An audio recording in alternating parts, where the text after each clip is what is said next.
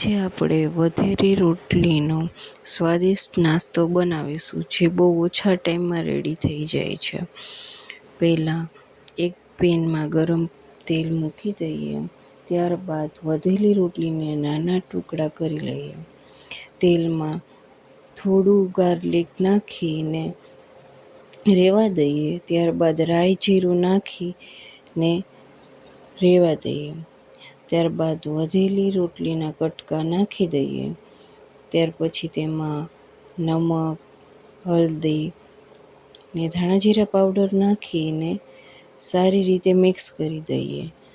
થોડી વારે રોટલીને સારી રીતે મિક્સ થઈ જાય ત્યારબાદ લાલ મરચું પાવડર નાખીને ઉતારી લઈએ. માત્ર 5 જ મિનિટમાં આપણો ચા તેમજ દૂધની સાથે લઈ શકાય તેવો સ્વાદિષ્ટ નાસ્તો રેડી થઈ જશે. Thank you.